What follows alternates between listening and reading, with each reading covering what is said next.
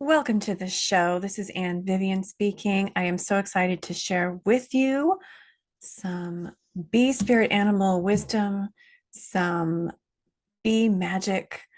I am going to share with you some connections I've had with this beautiful creature, and I'm going to give an exercise for how we can explore the balancing wisdom of the bee, the wisdom of how to combine vision and action. We're going to do a fun exercise, and then I'm going to pull some cards for the week ahead. So let's buzz on in. Let's fly around on this journey today. I want to welcome you to this integrative mystic space. Come on in, take a deep breath, take a load off. Here we are in the world between worlds. Our branches are reaching up to the sky, are swaying in the wind, are being nurtured by the starlight and the sunlight. Our roots are deep in the earth. We are grounded and we are supported by this beautiful planet we are living on at this time, this community we are living in. And we are both grounded and connected with the cosmos. We're in the in-between space. Welcome. Bees are a very integrative, mystical being, I should say. They're a being that integrates a lot of different things. And so we're going to talk about how they magically integrate things and create magical sweetness in life, and create that honey that we admire so much, and the symbolism and the energy behind that, and how we can learn from the bees. I want to just share with you why I'm doing today's podcast on bee wisdom, bee magic. I was looking through some notes I was writing on my multidimensional manifesting workbook that I am composing or writing. Maybe there'll be music to go with it. Maybe there's a composition as well. I was looking over my notes as I'm writing different drafts for this workbook, and it's exciting. And I had a vision a few months ago of the beehive and bees and the hexagon as symbols that were given to me in meditation for some tools for manifesting, and that wanted to make their way into this workbook. And I was looking at these symbols, these little sketches I drew, and notes about the symbolism and energy. And I got a text from my mom. She sent me a picture of a poem that I wrote, an image of this poem that I wrote when I was a child, age unknown, and also a little sketch of a bee. And I said right then and there, I need to make a podcast about this bee wisdom. The bee is with me, and the bee wants to be shared, I feel, with my audience. So I'm going to read really quickly. Don't worry, I won't take up too much of your time with this poem, but it's kind of cute, and so I'm going to read it. It's my podcast, so I can do what I want to do. Bees, bossy, busy bees, rushing around all day, having no time to play. Every day in every way, they'll get pollen from flowers, and this takes lots of hours.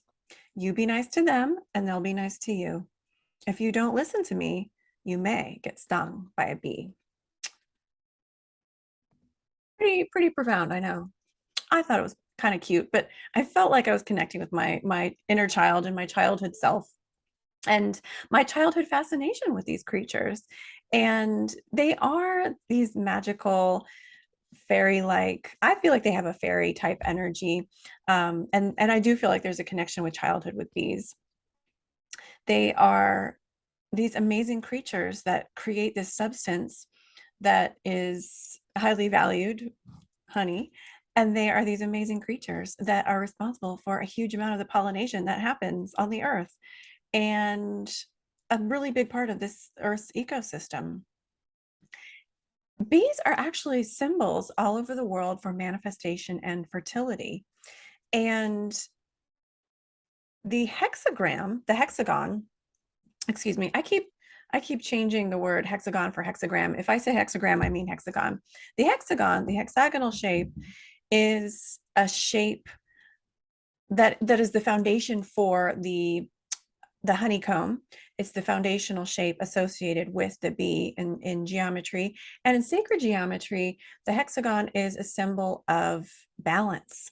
It's also a symbol of connected with the heart chakra. The number 6 is connected with emotional consciousness, and it's also connected with balance.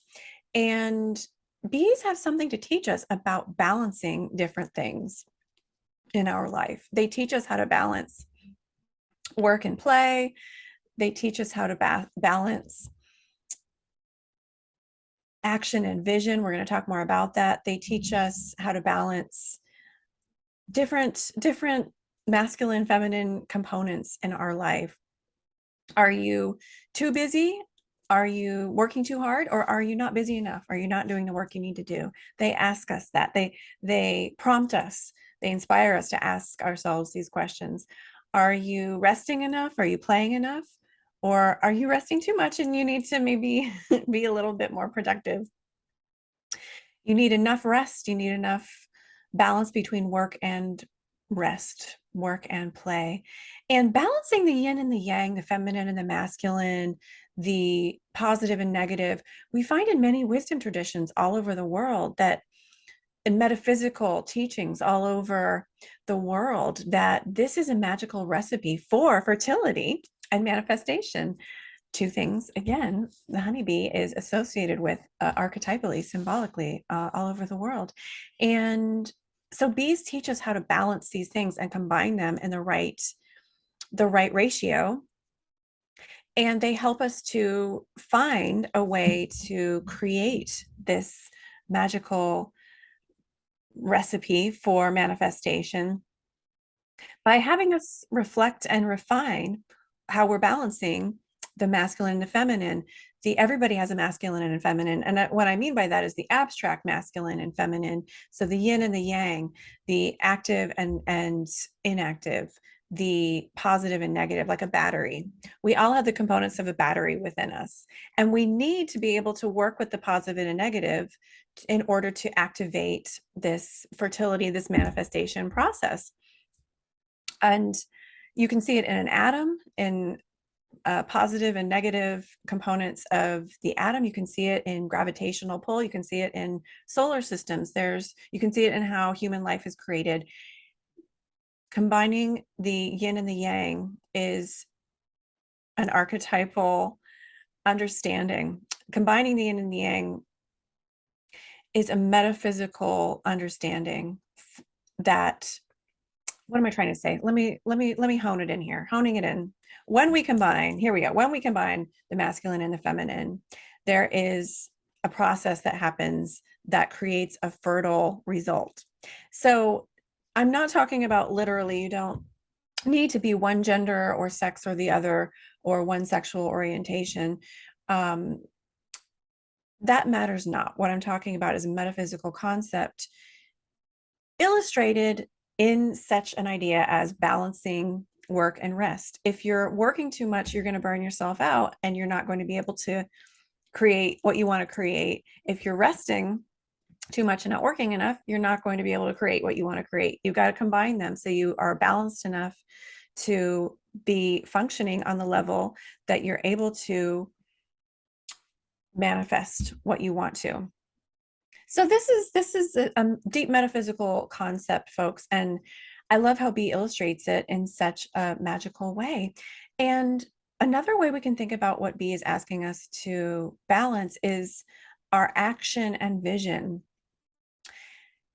Bees, if you study a bee colony, do not just bumble around blindly with no purpose. They're not just busy for no reason. They're not just sort of finding things to do without any rhyme or reason. Bees are very purpose driven.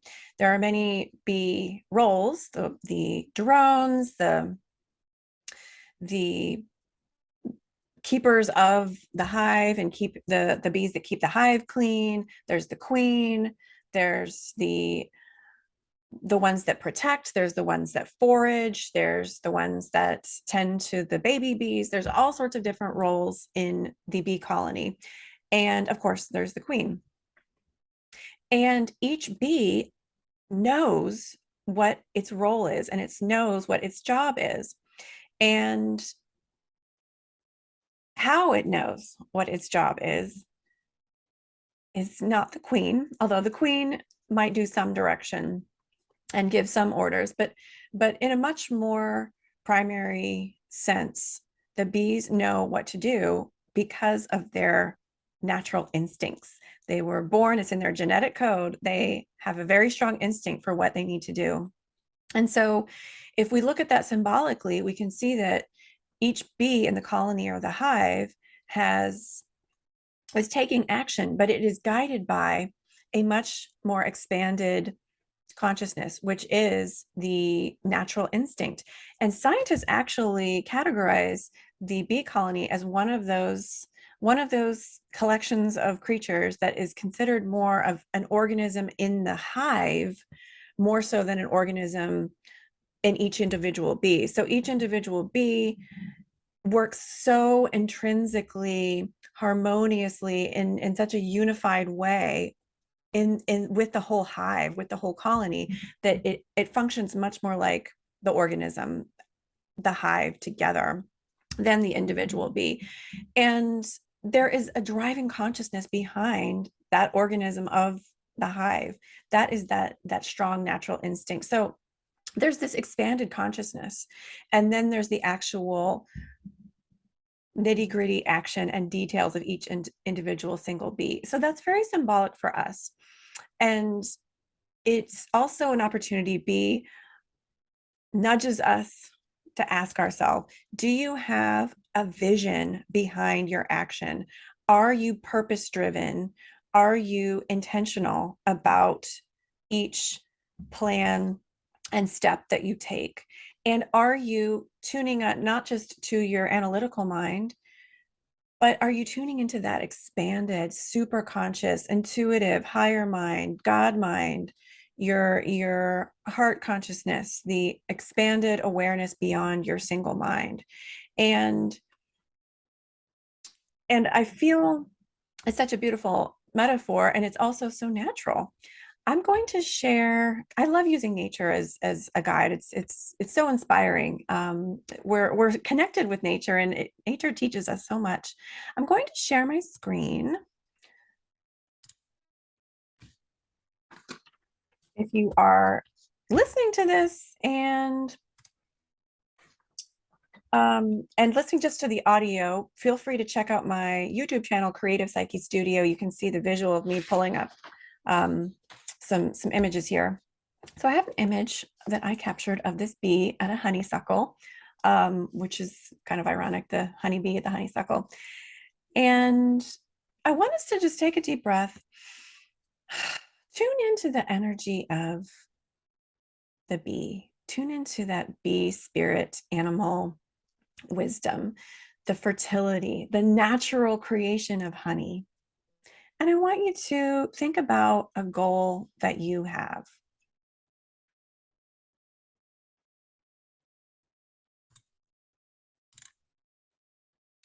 Think about a goal, a desire, something that you're wanting to create right now. And ask yourself, do you have both actual action steps you're taking towards this? Are you overthinking it? Are you over busy? Do you have a vision? Do you have a vision that you're staying connected with? Do you have a practice for connecting with higher consciousness when it comes to this desire? Hopefully I'm sharing the right image. Hopefully you can see right now, and thank you for bearing with me. I'm just bringing in some more graphics into my podcast, so I'm experimenting here. So let's go on this journey together. Hopefully you can see a hexagon right now. In this little exercise, what I'd like to suggest you do is draw a hexagon in your mind, or better yet, draw a hexagon on a piece of paper. And at the top of that paper, go ahead and write your intention, write your goal.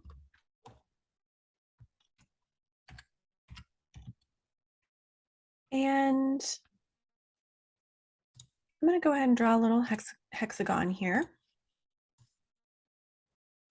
It's nice and messy so that I can help you rest assured this is not about perfection. It's about having some fun with bees and finding balance and manifesting using some combination of vision and action. So here's my hexagon. There is the goal. And inside the hexagon, we're going to write action steps. So what I want you to do, take a deep breath, connect in your way, in accordance with your spiritual practice, with your higher self, with source, and ask for some guidance about what are the most helpful action steps I can take towards manifesting this goal right now.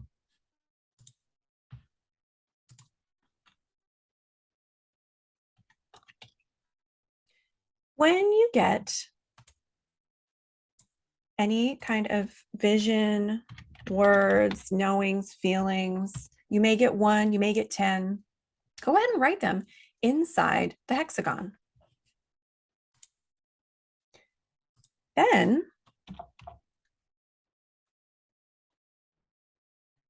what I want you to do is think about some components that are out of your control that you need to let go and let God, or let go and let source. Go ahead and write those on the outside of the hexagon. So action steps might be, say I want to write a book, my goal is to write a book, and then action steps towards that might be research, brainstorming, come up with a writing schedule. Those are maybe small action steps my gut has guided me towards. And this can help us be less overwhelmed when we write small action steps and tune into spirit for guidance about baby steps to start with. And it can help us prevent us from being overwhelmed when we write down also what is best to let go of, that is out of our control, to surrender to our higher power. It helps us to clarify that to our unconscious mind, to our mind, body, spirit, that we are surrendering this. So this might be things like what other people think, other people's actions and words and thoughts. Those are all things out of my control directly. And maybe something like the hows of how this is going to come into fruition. How am I going to write this book? Well, if I start thinking about how it's all going to come together, I start getting a little bit over controlling, and I don't leave room for my higher power to walk through that door and help me. So write down on the outside, and this is part of what the hexagon, the balancing energy of the bee help us to incorporate, is that balance between action and letting go, of control and letting go rather, and the balance between vision and action. So as I'm letting go and focusing my intention as well on what I need to surrender to my higher power, it helps me to allow the higher consciousness of the universe to actually help me. It helps my unconscious mind open to solutions, and the energy portals surrounding me to open to, in order for me to receive. So I have to let go in order to receive. But this is also helping you to clarify real world action steps you can take that are not just floating ideas in the sky, but you've actually hopefully written them down or written them in your imagination.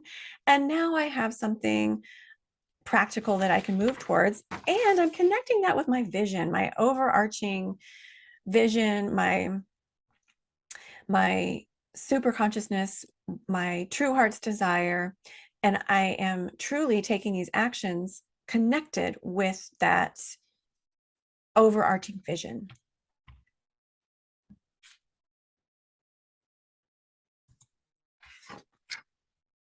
You can continue to imagine this hexagon in your imagination. You can work with it every day. You can imagine it. it actually really does stimulate something energetically to imagine it, and better yet, as I said, to write it down. And it helps us to engage in that process. And it's really about combining that yin and yang, vision and action, masculine and feminine, taking steps control within my control and letting go of what's not in my control. So, my friends, don't be stung by a bee. Don't overthink, overwork, overbusy yourself, and don't under or don't over rest, don't stagnate.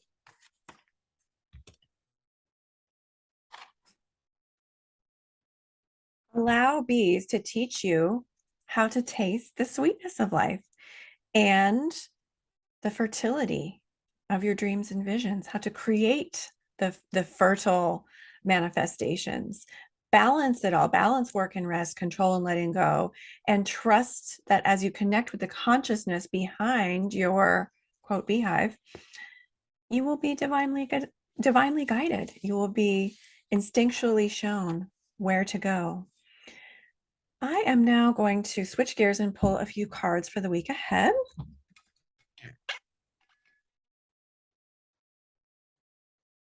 Hydrating. Okay, I pulled Nine of Wands and Queen of Wands. It's a very wandy week. This is for February 20th, 2023, or whenever you're tuning into this podcast. So I'm tuning into the energy for the week ahead, my friends. We've got new moon in Pisces. We've got the sun entering Pisces. I feel like there's a lot of energy swirling around, and I'm feeling like the Nine of Wands is guiding us to be patient. It's a card of patience. I'm feeling that the Nine of Wands is also guiding us to sift through maybe a lot of options or energies and clarify what we want to focus on. It may be a week where grounding yourself is really helpful. It also feels like a week when starting a creative project might be very fertile to me. And I feel like there's a lot of help available. I'm looking at the Queen of Wands and I'm feeling from her that creative feminine energy, the passion and fire of the wands. And I'm also feeling, so there's definitely a creative feeling this week. It's a great week to work on something creative. I'm also feeling with the Queen of Wands that she's guiding us to be aware that there's help out there and to be receptive to the right people connecting with you. Be receptive, be sweet, be attractive to the people that source wants to connect you with. And the way we do that is to be in that receptive mode where we're thinking those thoughts and vibrating those emotions and vibrating that energy of things are coming together, possibilities. My vision is possible. I'm in the right place at the right time. So use your power of intentional co-creation and be receptive to people approaching you. And this is a week when I think we might find people are ready and willing to help us and to connect with us, to help us move forward in our dreams and desires. That was my tune in for the energy of the week ahead. I want to thank everyone for tuning in. I want to thank you. I want to thank you for tuning in, my dear listener, my dear viewer. I'm honored to connect with you and to have connected with you in this space. Check out my website, creativepsychestudio.com. I have, and my YouTube channel, Creative Psyche Studio. Psyche is spelled Psyche. Check out this podcast on also mindbodyspirit.com and all major podcast networks. We've got some great podcasters on mindbodyspirit.fm. Hopefully I said that. Maybe I said mindbodyspirit.com. It's mindbodyspirit.fm is the website, and the app. What am I saying here? The podcast network. Here we go. I can speak. for this podcast, and a lot of other amazing podcasters have joined this network. So I'm really honored to be a part of that. So check that out. Check out my website, Creative Psyche Studio. I've got some upcoming manifesting groups and dream circles and dream classes and integrative intuition classes and groups. And I have other fun things there on my website, more info about working with me one-on-one. I hope you have a blessed week, my friend. Thank you again for tuning in, and I will see you next group video or session. Take care.